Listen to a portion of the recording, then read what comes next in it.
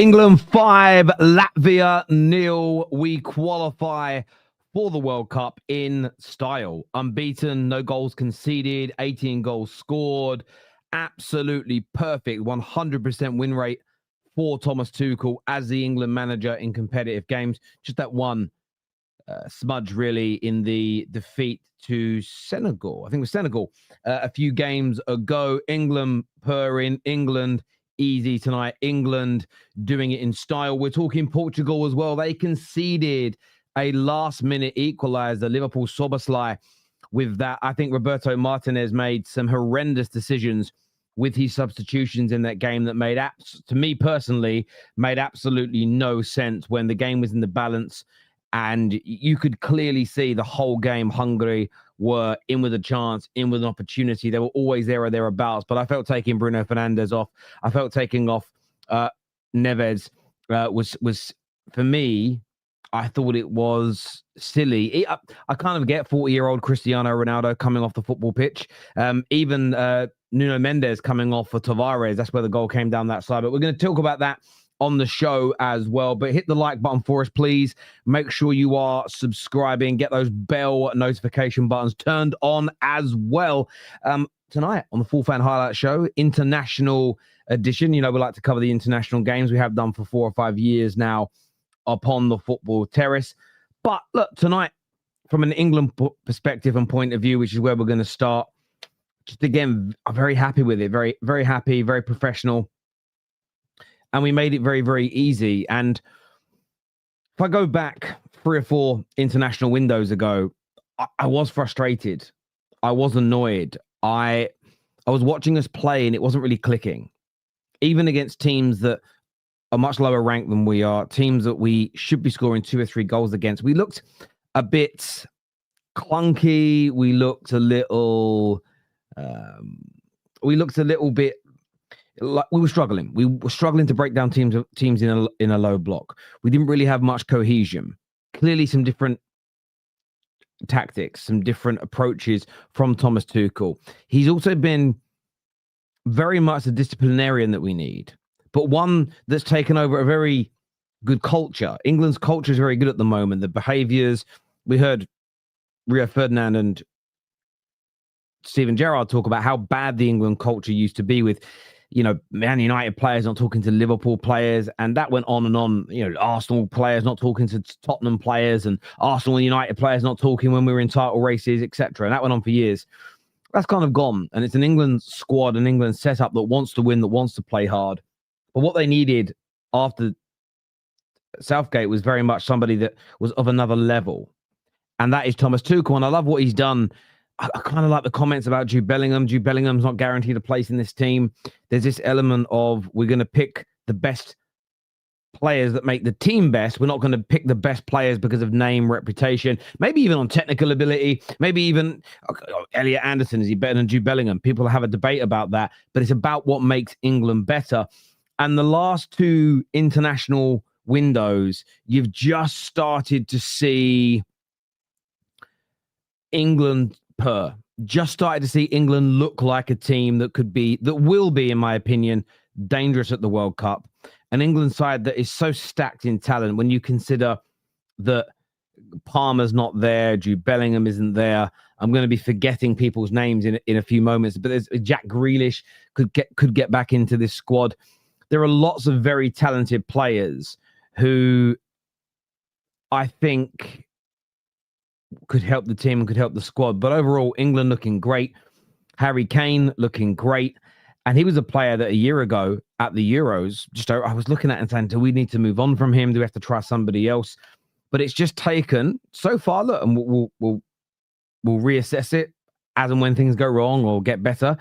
But a better quality coach has come in, and we've seen the level. It feels like it's gone up another notch. Took a little bit of time to embed. It took a little bit of time for the team to look comfortable. But we're looking that way now. And, 18 goals scored, no goals conceded, 85% win ratio with the new manager. And really happy about that. It's also 18 consecutive games that we've scored in. Now, that does go back right to the Southgate era as well. So I'm not going to sit there and say that that's all Thomas Tuchel. It isn't. That shows the quality of this team. I think it's the first time since the 50s that England have scored in 18 games on the bounce. So there's some really good omens in this for us as a nation. But overall, I'm very happy with how we played tonight. Dan Burn looked good. When did Dan Burn come on? What minute was it in? Because I was more intrigued by the Portugal game once we went 3-0 up. But what time did he actually come on? He's shameless guy. What time did he come on the pitch? 71st minute, actually. Same time as Rashford. Yeah, he looked all right. He did a few bits. I didn't remember how long he was on for. Rashford looked all right. It was hard in the second half because I thought Eze and Bowen came on and looked really good, and Eze scored an excellent goal as well. Harry Kane with the brace. I really like Anthony Gordon's goal. I thought Anthony Gordon's goal was excellent, and he's starting to really mature into an international player. I'm excited to see him at an actual tournament as well. Hopefully we've got some friendlies scheduled against some higher caliber opponents as well, which is going to be key. But overall, as I say, very, very professional from England. 24 shots to their 6, 71% of the ball. But we killed the game off. We were deadly tonight. And I think that for me is the most important element here. And if we can grow in confidence, if we can be a more confident team, having a better coach going into the World Cup, there's every chance we create success. We've been to the last 2 Euro finals, but couldn't get over the line. We're only narrowly beat by France in the previous World Cup. And I looking back, it was a very, very close game. And, we were a Harry Kane missed penalty, which he rarely does for England, away from that going into extra time. And there's that Rashford free kick right at the end. And it was really, really close. And I feel like this team with a better coach has an opportunity of really, really competing at the next World Cup. So exciting times ahead. There's no doubt about that. Tuchel, clever manager, never known what he would do next. Yeah, we all know he's a better manager. There's no doubt about it. Why are England playing Latvia? Because that's the way UEFA sets this up. It's not England's fault. You could argue that about a lot of the top teams. The biggest thing I can say is we look like a club rather than a country right now. And Ash, listen, it's something that as a younger man was pumped into me on such a regular basis by people that understood new football. It's that you shouldn't treat the national team like a sort of, all right, you've had a good 2 months, you get to play up front. You've never been in the England squad, but you've been the best. You've been the best in the 4 weeks between this international break and the next one. You're going to get to play right back for England in the next game. We shouldn't be handing out caps like they're going out of fashion. We should be building a club mentality. And I advocated for this massively when Maguire was going through a really bad spell with Man United. You had all the usual idiots and low IQ fools, can't be in the England squad, not playing well. But he hadn't put a foot wrong for England. And it was mad that pressure, actually, when he was in the England squad, led to him having a really bad game and getting sent off. He then gets back into the England squad the next time round because Southgate stood by him, and he was absolutely phenomenal, was brilliant at the next tournament. And it should just be this message. Sometimes it might even be a player that you don't rate for your club. I know there are a lot of United fans who always say this to me. Why does Bruno Fernandes always look so more comfortable, so much better playing for Portugal? It is because they're a better team. It is because they're a more balanced side. So his strengths are harnessed and his weaknesses are protected by his teammates, which is what teams do for each other. That's the whole point of a team, because most players have a weakness. But if you can put a really good blend of players together that get the best out of one another and help complement and cover up each other's weaknesses, you have a chance of achieving something brilliant, especially when you've got some world-class talent sprinkled in there as well. So yes, you're absolutely right, Ash. We should be treating this exactly like a club setup, and not every time someone has a good few months goes, got to play for England, got to play for England. How many times have you seen in the last decade, oh, he's got to be in ahead of Kane. He's got to be in ahead of Kane. Before that, it was, got to go in ahead of Rooney. Got to go in ahead of Rooney. Why? He's been in better form than him. What, for the past 6 weeks? I remember a debate being had, and this is what I mean by the stupidity of most football fans. I remember when people were honestly debating that Tammy Abraham should replace Harry Kane in the England setup because he scored 6 goals in 4 games for Chelsea. It's utterly premature at every single level. And I quite like Tammy Abraham, but it was always very, very crazy to me. And the other games that I watched, and I also want to speak about the Portuguese game as well, because it so frustrated me at the end they conceded that goal. because I thought Portugal, I thought the game tonight was very, very good. And good first goal from a set piece for Hungary. And I actually can't believe it was 9 years ago that Hungary were doing up crazy things in 2 Euros ago. Feels like that was only the last Euros. Time flies really fast. And they went for a period, Hungary, where they were quite a dangerous team again. And a lot of youngsters don't realize how important Hungarian football is to the world. I mean, Puskas, just as if you don't know, he's Hungarian. I think I've said that now, and I'm going to look an idiot. Puskas is a Hungarian, right? You know, when you say something and you're like, have I just said something that's absolutely ridiculous? I swear he is. I swear he is. If he isn't, I'm going to feel so dumb. Yeah, Budapest he's from. I thought he was. But you know, you say something and you're like, maybe I shouldn't have said it so harshly because I might look stupid now. But it's a very good game. And then Cristiano Ronaldo does what he's done for the past decade as he's aged and he's had to adapt his game to stay at the highest level. He is just one of the best poachers in the world. And I know poachers and tap-ins now have the modern day game, the Baller FC, Standard FC, weirdo freaks have created this. Another thing they've killed is, tap-ins. Just tap-ins, as if that's a bad thing. The idea that everybody can just score tap-ins on a regular basis is crazy. Otherwise, every team would have a player that does it. It's keeping your line. It's anticipating the cross. It's making contact. It's finishing. And Ronaldo tonight was just up to his old tricks, a brace, and a really good performance. Again, for a man who's 40, turning 41. And I am judging him, by the way, on a man who's 40, turning 41. I'm not just judging him by the name Cristiano Ronaldo, because that would be nonsensical and slightly backwards to do that. But I said at the top, I felt that Roberto Martinez made some real fundamental mistakes. We got to about the 60th minute, and I get bringing João Paulinho on, maybe for Ruben Neves, but taking Bruno Fernandes off for Cancel and taking off Neto for João Felix, I'll tell you why that was wrong for me. Because what those two kept on doing was trying to be the star.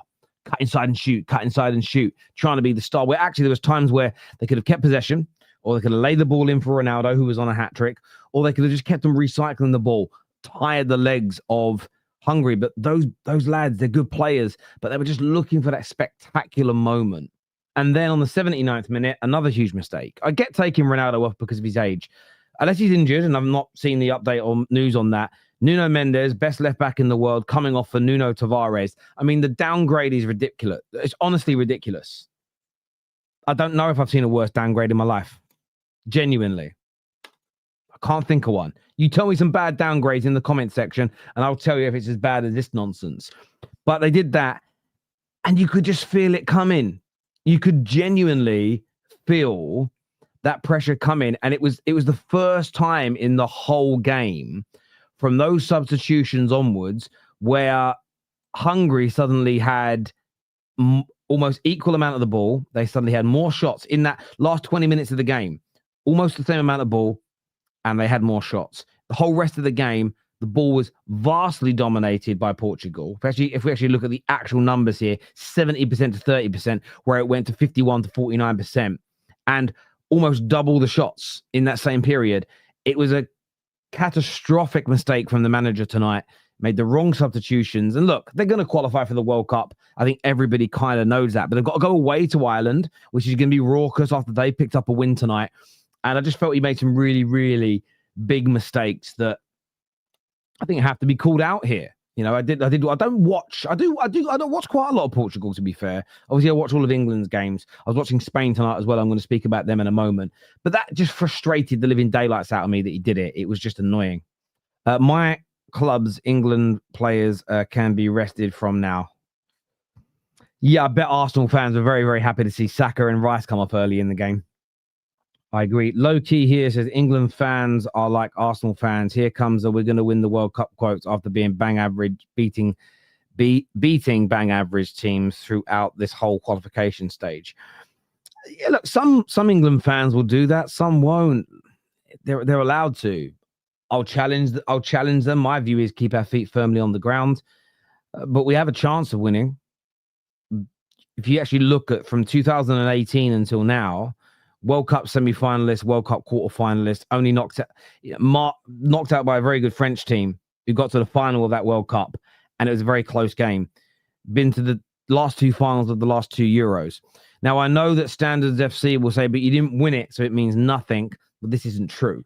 We all know this isn't true. If you watch, for instance, Man City's Champions League journey as an example, not getting out the group stages for a couple of years to get into the quarterfinals, semis, lost a final, went on to win it. There's a progression. Now, again, this England squad won't stay like this forever. There'll come a point, Harry Kane. We have no one who's a striker who wears the England colours that's of Harry Kane's level. So when he eventually goes and retires, that's going to be a massive miss for us. He's also got 8 goals at World Cups, which is quite a lot. We have to strike while the iron is hot. There's no doubt about it. But that's the same as a club. A club team only has a certain period of time until stars want to leave or retire or get too old.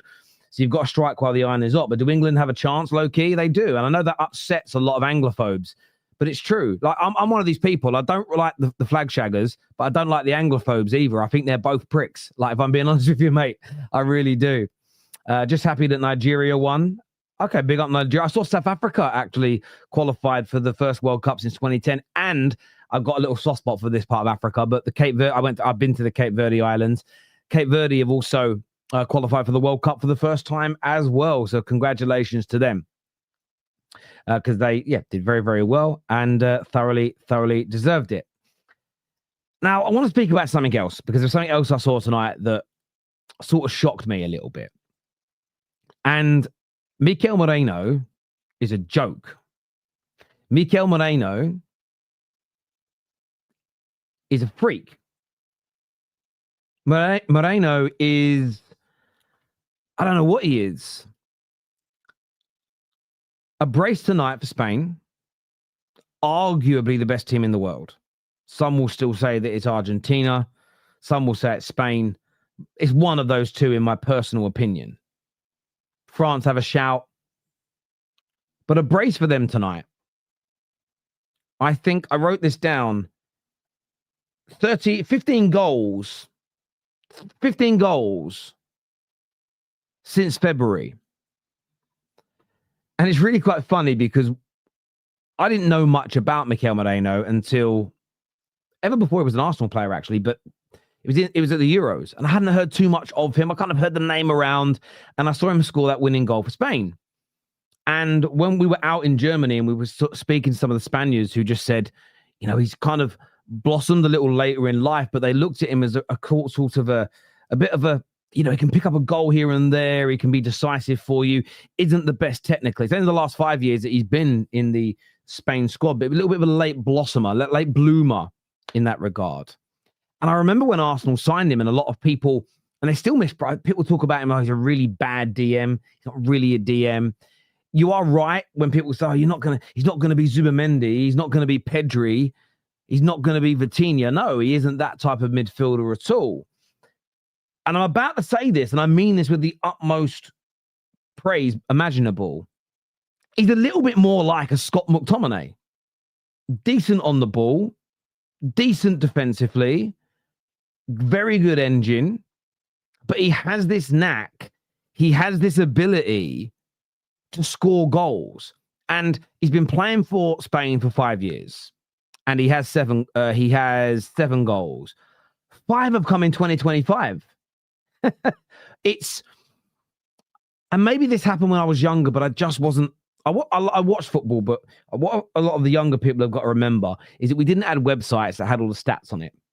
We weren't making content about it. There weren't millions of other people making content about it, where information, facts, and figures are far more readily available and almost imprinted in your mind now, because I'm seeing them, and I know you are, because you guys are in this community too. You're seeing it on a more regular basis, and it probably did happen before, where players bloom late and sort of become consistent goal scorers later in their careers. And Scott McTominay's done that. But the reason why I mentioned Scott McTominay, and I do mean this as an air of praise, is I think Mikel Merino's, I think Scott McTominay's, that they need something. And what they need is to be in a balanced team. And it doesn't need to be the best team, but it needs to be a balanced side. And they both have that with their club sides, Napoli and Scotland, and Arsenal and Spain respectively, where they are complemented by other individuals. Man United for too many years with Scott McTominay. And by the way, in the last year he was at the club, we were actually getting this from him, but we were in such a mess we couldn't see the wood for the trees. We tried making him a centre-back. We tried making a deep-line playmaker. We tried making him a destroyer. We tried playing him like in a 10 role. And it didn't work because we didn't have all the other components around him. As I said earlier tonight here on the terrace, that football, every now and then you get a complete player that doesn't really have a weakness. They are so few and far between, it's unbelievable. And even then, I think we exaggerate they don't have weaknesses. And what a team is about is enhancing somebody's brilliant bits and helping to cover up their inefficiencies. And where they may lack, taking the ball on the half turn, they may lack pirouettes, they may lack the ability to move the ball quickly like a Zubimendi. They may not have the sort of eagle-eyed accuracy of a Paul Scholes on the ball. They may not have the creative vision of a KDB or a Bruno Fernandes. They may not have the reading of the game that someone like a Michael Carrick or Busquets had. They may not do this. But what they do have, and I'm not even saying they're world class. It's not even a claim like that. It's just praise for what I feel have been really unfashionable players for many years. And they're kind of making a comeback, and I sort of like it. But Merino's a bit of a freak. He's a bit of a joke, the way he's just got this knack. And maybe it's only just happened in the last few years. I don't know what his goal-scoring record was even like at Sociedad. I've not even looked. What's it in front? Decent. He was always a 2 or 3 league goals a season guy, a couple of years where he hit 5. But you wouldn't look at it and say prolific. But he seems to have found this knack now of knowing where to be in the box at the right time, can hit a ball. And he's just this amazing... I wouldn't call him a secret weapon, but he's almost like a haymaker. In boxing, all right, we need something here. What are you going to do? I'm just going to throw some bombs. I'm going to throw some bombs. If I land on the jaw, I might knock him out. Do you know what? Sometimes that tactic is needed. Sometimes, you see clubs do it. Jose was one of the first I ever see do it. I'm going to go and put a centre-back up front. I actually think Fergie did it with Steve Bruce a lot as well, to be fair. I'm going to put a centre-back up. We're going to start knocking some balls in. And I'm not saying Spain and Arsenal just go long ball when he's on the pitch, because that would be a massive exaggeration of what he does. But there is just something about it that I find amazing. I kind of enjoy it. I love Scott McTominay doing it, and Merino's just like it as well. He's a bit of a freak. He really is. But a very good one indeed. And look, Spain, like England, just looking phenomenal right now. But it wasn't just that with Merino today. I was actually looking, I was obviously watching the game, and then I was breaking down these numbers afterwards. And, what I will say as well, and I've just sat there and said, isn't the greatest this, isn't the greatest that. Tonight, as an example, though, because I know that there's already comments, people are shouting, but he did this, he did that. I think he created 5 chances tonight as an example. 41 of his 47 passes were completed in the game. He had the highest, I think he had the highest expected assists in the game. 100% successful dribbles as an example. Lots of touches, 65. I'm not sure where that puts him in the overall. 71% of his ground duels were won. Barely committed any fouls. 4 recoveries tonight, an interception. Only dribbled past once. This was a player tonight that was absolutely sensational, and I feel he's one of those weird players for me that I see a lot of Arsenal fans get on his back, and I don't understand it. And you're going to have to help me with that. You are going to have to make me understand what it is about him that some Arsenal fans just don't like, that some Arsenal fans just have a issue with. Because I don't get it. He won a penalty. Yeah, do you know what? I didn't see that bit because I was focused on the Portuguese game. I'll be honest with you. I did stop watching the Spain game, as in focusing on it about 65, 70 minutes into the game. So I'm not exactly sure when that penalty was late in the game, 90th minute. Yeah, I saw it up to like the own goal. When was that? That's the 79th minute. So it was a little bit later than I thought. And then I was watching the Portugal game because England and Spain were over. But yeah. Trevor Velli here said he can look clunky. Yeah, and I think that's what a lot of this is. I think we do live in an era, right or wrong, you can decide, where the aesthetic element of a football player is what really matters. And it was listening to Steven Gerrard talk the other day, just run this home to me, where he sort of said that he couldn't cope in this era because of how physical he was. But he also spoke about how, he wasn't that technical. He was very good at passing, very good at shooting, very good at football. But I felt what he was, and I'd love to have asked him this question, because I think him and Rio were speaking in a language they just totally got each other. I'd love to say, when you say technical, do you mean you didn't look like you were very good in comparison to say a Paul Scholes or to a Xavi or an Iniesta that were just beautiful to watch play? And I think we are in an era now where you just hear more about that. A lot of people care about what it looks like as opposed to what it does. That makes sense. And obviously, you want both. It would be amazing to have an aesthetically pleasing player that is also delivering. That's why everyone loved Lionel Messi. It's why everybody loved Cristiano Ronaldo. Still does. Still do. They're both playing. Someone here says he's Arteta's guy, and a lot of people hate that. That could also be it as well. But for me, as an outsider looking in, I've never really understood the hate that he gets. Because for me, as I said before, Latvia. Why? Because we played Latvia tonight. Mikel Merino is a joke. Hit that like button for us, please, people. Make sure you are subscribing as well. Ram's joining me on the show now to have his say. Let me just move my scene over. We're going to bring him out. What are you saying, bro? Yeah, it's an interesting conversation. Obviously, we'll start off with England, and I think people need to understand that we are one of the best teams going into this tournament. I think for me, if you're talking about top 3 teams to potentially win the World Cup, it is going to be Spain, England, and potentially Argentina as well. Like, the quality of our squad, top to bottom, you're talking about, we've got arguably, and I think, in my opinion, the greatest striker that England's produced ever for club and country in Harry Kane. We've got 2 of the best informed wingers in Bukayo Saka, and people might not like hearing this, Marcus Rashford, if you see what he's doing for Barcelona. We've got a very settled midfield. We still haven't seen Jude Bellingham and Cole Palmer, I think, in the last couple of international breaks, so they're still yet to come. And we've got a very solid backline with a very arguably defensive manager. So if you take that all into account, it makes way for a good squad and a good crop of players that can really do something for England, let alone the fact that we've been quite good in knockout tournaments the past couple of years. But on this Mikel Merino thing, I think is very, very interesting. I totally get what you mean in terms of what he is as a player. I think for me, like, I think I get why quite a few Arsenal fans don't really like this kind of style of play he is. You're talking about a player that's not very creative at all. He's very, very functional to an extent. Like, if you tell him to do a job, he would do it. But if you're talking about individual quality, a player that could arguably take the game by the scruff of the neck, create something out of nothing, or be the guy to rely on, I don't see it with him. That's where I would differentiate between him and Scott McTominay. I think if you look at McTominay for Napoli, you can see he's the guy that could take the game by the scruff of the neck, get a winning goal, get a winning assist. Well, I think Moreno can score, do the goal side of it. I would say that McTominay is a better carrier of the ball. So he has maybe that element to his game. But yeah, sorry, go on.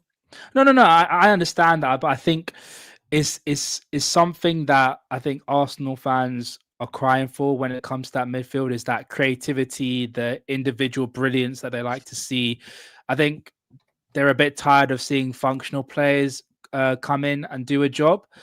I think if you look at the last couple of games that he played for Arsenal, especially that Liverpool game, a lot of the Arsenal fans were saying, well, I don't agree he's a DM, but he's very functional. He doesn't do anything out of this world. He doesn't play any decisive balls. He doesn't do much when it comes to the final third of play when he's in that midfield position. And so I understand why Arsenal fans has a reservation for him. He is a functional player, but if he can get goals when he can do, then it will be an asset for you. I do understand Arsenal fans wanting more creativity. Well, I think maybe it's just the way I view football.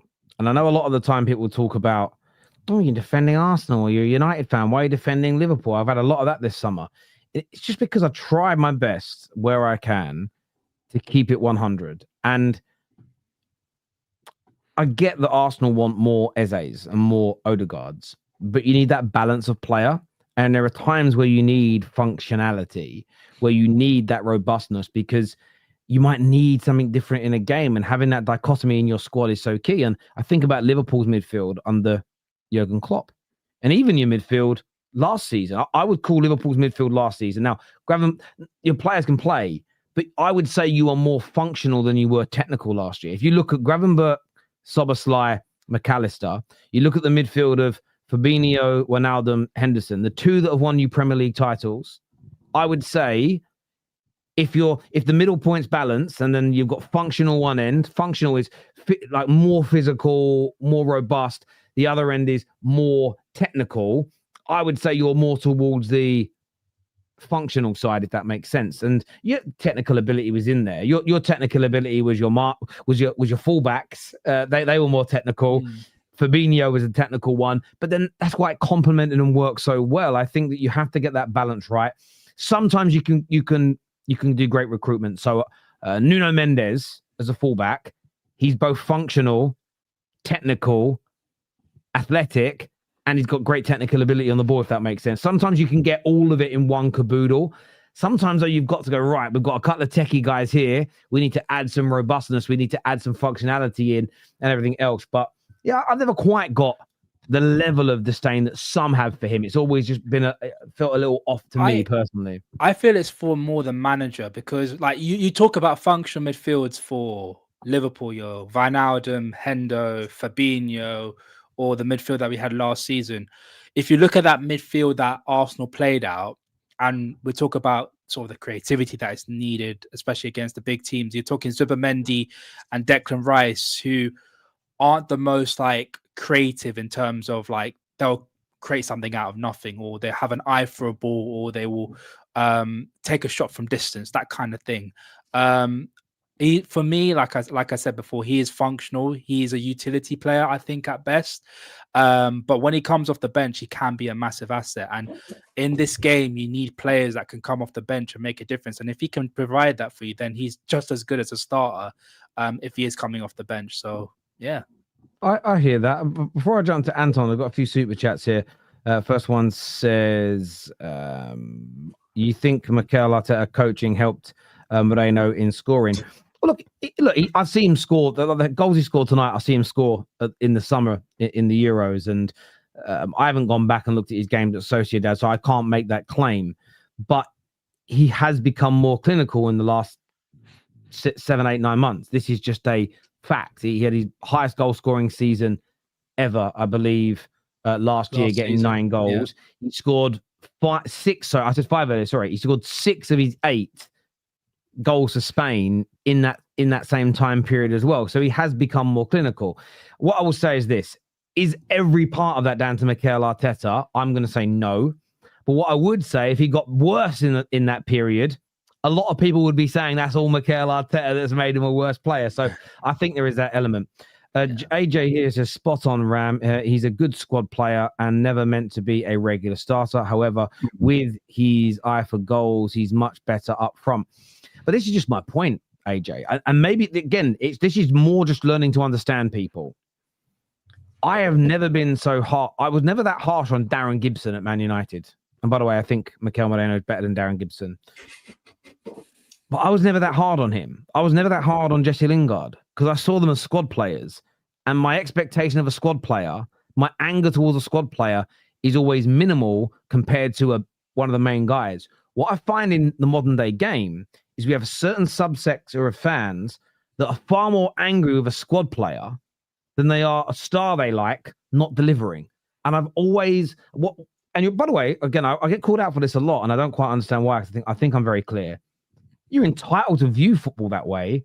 What I'm asking for is a conversation because I don't understand it. I don't understand how a squad player can get more shit than a star not performing. Because, by the way, when you're performing, you're playing well, Arsenal. No one's moaning about your squad players. So we have to put that into the right frame. But that's a really good super chat. I've always maintained this. All Moreno's midfield problems are off the ball, none on the ball. He creates, but is slow in press and transition. I think that's a fair point there, my friends. Really well put. Anton, what are you here to say, mate? First of all, don't give Mikel Arteta any evil ideas. You hear me talking about Mikel Merino for the last 15 minutes. When Eberechi Eze scored a beautiful 5th goal for Arsenal. So England. For England, sorry. I mean, with all the Arsenal players in the England tonight. Our team, Terry. It's like I know. Anton. I know he's wearing an England shirt. To be fair, he's wearing an England shirt. To be fair, so I'll give you some credit there, my friend. Yeah, my dad's from London, grew up in Hendon. So so you are English then? I know I sound like I'm an American, but I've got a British father. My dad used to be a season ticket holder at Highbury until he was 20. So if you're an English dad, generally, like on an official level, your nationality from an official perspective, certainly in the banking world, it was always based on what your dad's passport was. So when people used to want to bank with my department of the private bank, which was offshore, resident, non-domiciled, how we decided if you were non-domicile was based on your father's passport. So wherever your father's passport was, so you could be someone that was born in England, but you could bank with that department if your father had an Indian or Australian or American passport because they were non-domicile. So you're the other way. You wouldn't be eligible, even though you've got a passport that probably isn't British because your father's domicile is the UK. So unless you could prove to, I don't know why I'm boring you with this, unless you could prove to us your dad was never going to retire and live here. But anyway, back to you. I'm actually thoroughly impressed with England since Thomas Tuchel's taken over. I'm like just sort of the attacking patterns that we're playing is just night and day to what it was like with Southgate. I don't know if you feel that way, Tel, but I do. Yeah, but as well, just the talent. I feel like somebody said Arsenal fans and England fans are very similar, and I kind of feel the same way about England that I do about Arsenal. Like I think England have the best depth in the world, like in terms of the quality of the squad going 2-3 positions. What, Ram disagrees? I still have to give it to Spain. If you look at Spain, Spain is I'd say Spain is up there as well. I wouldn't give it to Argentina, by the way. I know Argentina won the Qatar World Cup, but I think that squad is aging. I just don't know if Messi at his age is going to deliver another World Cup. I think that was it for him. I think for me, like I know a lot of Americans when they speak about the World Cup because they don't freaking watch football for 4 years and then they only watch the World Cup. They want to talk about how they want to always talk about how Messi's still the guy. You know, he's still the best player in the world. I'm like, no, he's not. But yeah, I just gotta say as well that this England team I think is a lot more balanced than the Southgate one. One big deal for me is the fact that I think we've now got some quality left backs. I like the minutes that Lewis Skelly got to play today as well. I think, unfortunately, he's not getting enough minutes with us now, so it's going to hinder England. But I think the fact that he gets minutes for England should be good. And I think when we play at the World Cup, I actually see Miles Lewis Skelly potentially as your left-hand sided left back because like during the Euros, we were like putting Kieran Trippier at left back. We had Shaw at left back at the end of the tournament. I remember Ian Wright was like, "Hey, maybe we put Saka at left back." And yeah, no. So I thought, but you also got Lewis Hall at Newcastle, who is also very solid left back. So I think the balance of this England team is a lot better. I don't know if that's necessarily down to Tuchel because obviously we're developing fullbacks at club level, but yeah, I think. By the way, Kane, shout out to Harry Kane as well today. Always shows up for these matches, but not for the big ones. So, but yeah, no. You never know with Bayern. When he's at Bayern, he always shows up for the big matches for Bayern. So he might show up for England this time. Who knows? Yeah, I am actually hoping that being at Bayern Munich makes Harry Kane a better big game player. I really am hoping it has that effect on him because he's playing for a team where the pressure is high all the time and it makes him better. I really, really hope that happens. Yeah. Can we touch on, now that Rams is here, I was watching a little bit of the Sweden game, the last two Sweden games. Boy, both of our strikers. I gotta say, both of our strikers. Sweden's not going to make the World Cup.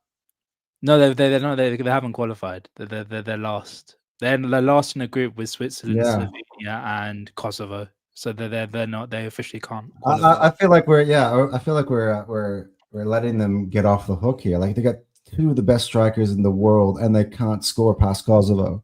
I'm the worst person to ask, Anton. Unlike some Liverpool fans, I didn't watch any of the Sweden. Games. I'll be honest with you, I didn't watch the Sweden game. I was kind of looking at the reaction online from Swedish people, and they're fuming at both of the players for not having pre-season. They're fuming at both the players' new clubs. They're fuming at Newcastle. They're fuming at Sporting, and I get it, because if you're a Swedish person, you don't care about Newcastle, Arsenal, Liverpool, or Sporting. You care about your nation doing well. It's one of the things as well. I've had this debate so many times with Have Hope, probably the worst for it, when he used to go, do you know one thing I hate about British TV covering football? Why? They always focus on the English players so much.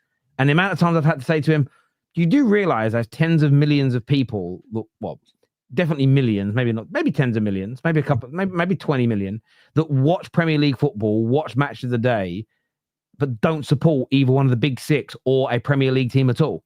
But they're like, my brother's an Orient fan. The reason he watches top flight football is because he wants to look at who's coming through for England. That's why it's there. So I get why the Swedish are sitting there and saying, couldn't give a shit about all of that. You fucked up your pre-seasons. It's messed up our first two international breaks. You've got to deliver in the next one. And there should be criticism on it when you look at the price of both players, the quality of both players, and how much Newcastle have ruined Isak. It's crazy. Yeah. Well, one thing I would say on that, apparently a lot of Swedish fans are saying that Anthony Elanga should have been playing both of those games. He didn't see enough minutes for Sweden, and he would have been an asset for them. So maybe just playing two strikers up top isn't the way forward. Sometimes you might need something different. A little different. I hear you. Ash, what you here to say, bro? Big win for England tonight. Mate, it is. What can I say? Dan Burn comes on. 70 minutes, looking like a great defender he is. Now, do you know what? Something needs to be said, though, about Harry Kane, because that shot that he did with his weak foot was unbelievable. As he's going down, this man is Bayern is just obviously. Ash, I don't know if you heard me, but I said he's England's greatest ever striker they've produced ever.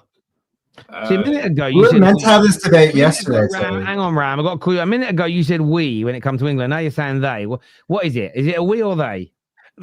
You know what I mean, though. I wasn't the one that was actually helping produce these players, Terry. He was probably playing football. I got to shoot now, but that's nice being on for about 5 minutes. Cheers, bro. Take care, mate. Take care. Mate. I genuinely believe. I think if you look at the goal record, was it 110 appearances and 76 goals? Yeah.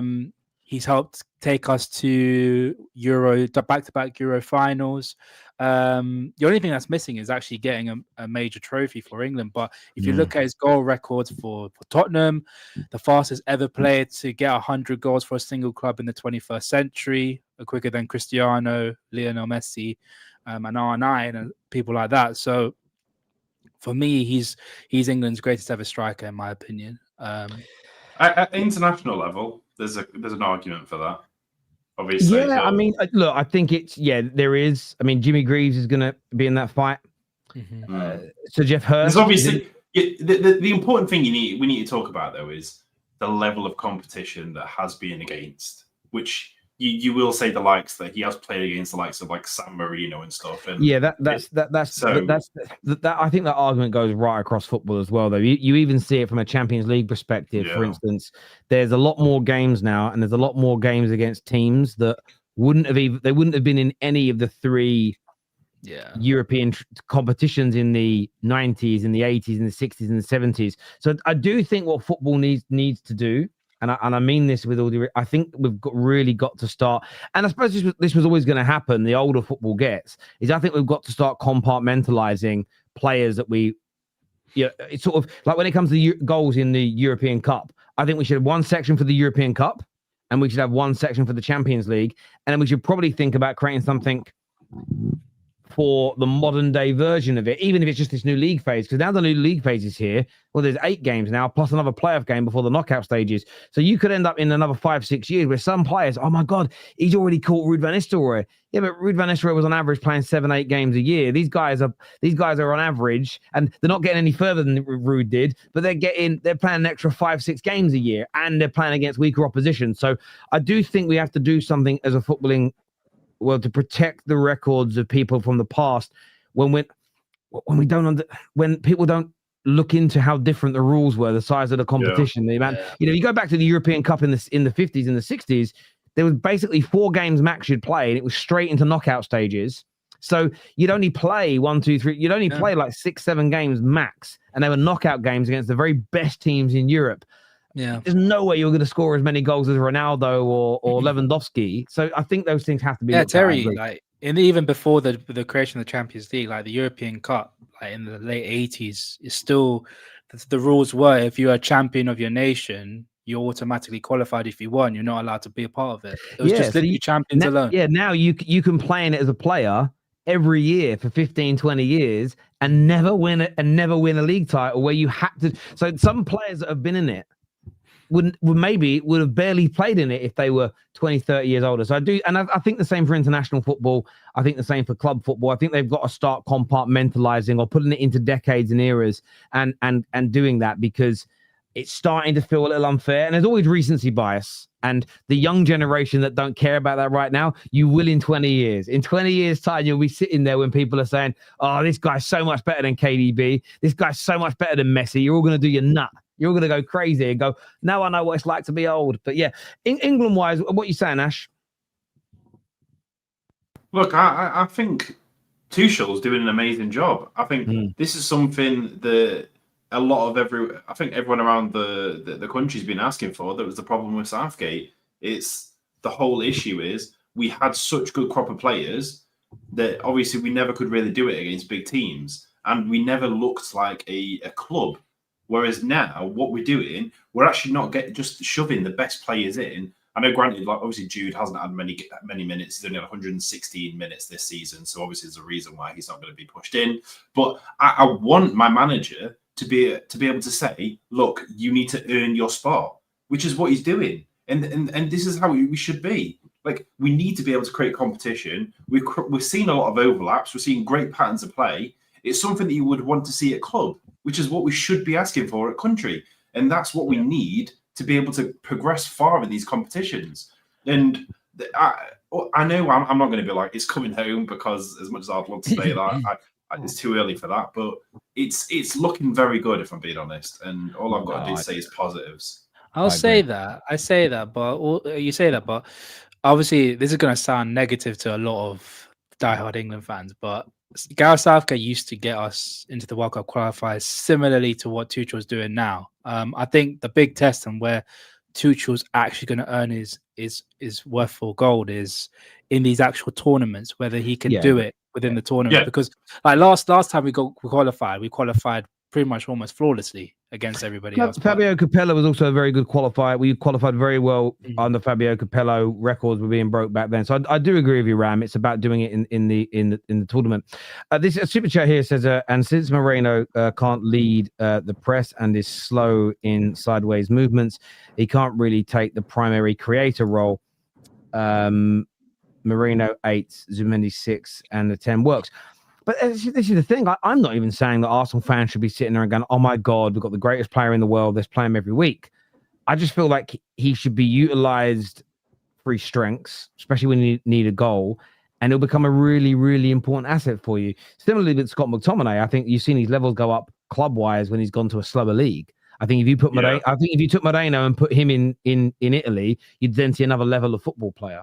Well, it's the whole point of different leagues, isn't it? Like, you see the Spanish league and everything, it's much more passing, and it allows players like, say, the likes of Merino and obviously McTominay, Højlund, like all these different players to be able to actually flourish and show actually what they can't in the Premier League, and it's much more physical. So, yeah, I agree. Yeah. This year, says Tuchel is going to win the World Cup for England, just like he's got the second star for Chelsea. He's going to get the second star for England. Do you know what? I hope he does. I'm one of these people. I am on a sporting level, especially, there are some things this country's done that I'm proud of. There are some things this country's done that I'm embarrassed by. I don't feel accountable for them because I didn't do them. But there are things you think, fuck off, why would we do that? On a sporting level, I love my country. I love my country, and I always want us to win, no matter what the sport is. You know, I can put on a sport I never watched. You know, who's playing? Oh, England. Oh, I want to win, and I feel disappointed when we don't. But I hate the flag shaggers. I hate the people that turn on Tuchel the second he came because he's German. I hate all that shit. A German winning us the. I look at things different to a lot of people. I viewed it this way. How amazing is it that a German wins us the World Cup? In terms of having banter and sticking it to Germany, imagine a Kraut wins us a big trophy. There's something in that that's so beautiful. For instance, I always had this weird dream, not literal dream, just imagine this. Imagine Gerrard ever became the Man United manager and won us a Champions League or two. Like, for me, there's a lot of United, I'd hate him to be our manager. Yeah, I get why. But so Matt Busby, by the way, Liverpool legend, became United's manager, but that was before our rivalry started. And I just look at it and go, certain things like that, as much as on paper you'd go, why would you want a Liverpool legend as your manager? Because if he was successful for us, you know how much that would hurt Liverpool. There's always an ulterior motive to it. I hear you, Anton, he's gone now, but he says that when I saw Merino's brace with Eze coming on for England, I just hoped Eze would score exactly for the reason we all know with Odegaard out. Listen, Eze's going to start centrally for you. I don't think there's any issues with that whatsoever. I would be very surprised if Eze doesn't start your game on Saturday. But there we go. Gentlemen, thank you both for joining me on this. It was going to be a short match reaction, but then people joined. Super chats came in. We have a good chat. No live stream. Well, there might. I don't know yet if I'm going to do any live streams while I'm away. I'm going to take my gear, but I'm in Ireland for a few days with my eldest boy. We're going to spend a bit of time together out there, and I'm actually going to might do some old school Football Terrace content, and actually in the mornings go for a walk. I used to walk around the city of London, but I'm just going to walk around and I might record something for 10 minutes. I'm thinking about going a little bit old school. So there will still be some content from me over the next few days, but a little bit of downtime before the Premier League comes back and some family time for me. So I want to thank everyone who's tuned in, everyone who's been on the show tonight, panelists, members, super chatters, everybody. Thank you. Until next time, people, take care. Goodbye. Hang on, let me just check one thing real quick. Sorry, because I never remember to check this. What are we doing here? No one has. I'm going to see is anyone streaming? Is anybody streaming that I know and like? I've got to like them. If I don't like them, they're not getting a redirect. If I like them, they can have one. Who's streaming? Oh, do you know what? Is that today or tomorrow? I don't know. Kate. It says Kate's 17th of October. She set a stream up for. What's that? You sent out 3 days early for. Who else is... No, I don't Dedication. know. That's on Friday. Bloody hell. Damn. What's going on? When's Yardman live? Scheduled for the 29th of May, 2025. He hasn't turned it off. That one's live. Listen, people. Take care. Goodbye. Have Hope live. Oh, Have Hope's live. Why didn't it show up on my thing? Live, yeah. There we go. I just went on. I clicked on the thing. Let me search Have Hope. There we go. Because it didn't come up. Where's my bro? Oh, this would be shameless Have Hope. I think Nigeria won, didn't they? They did. Yeah, this is going to be shameless Have Hope. Why doesn't it come up? I subscribed to him and everything. YouTube's a bump sometimes, I tell you. Have Hope Football. Sorry, boys. One sec. Let me just go to his YouTube channel. Is he live? Are you guys lying to me? Oh, no, he's live. Like he's live, yeah. He is live. I'm on his thing now. He's got a towel on his head as well. Why am I not surprised? Let me redirect. It doesn't let you. He hasn't got it set up so you can redirect to him. That's why I can't be found. Well, I can't redirect him. Listen, people, get across there anyway. Just go find Have Hope Football Heart. Go support my brother over there. Take care. Goodbye. God bless. And I'll see you soon.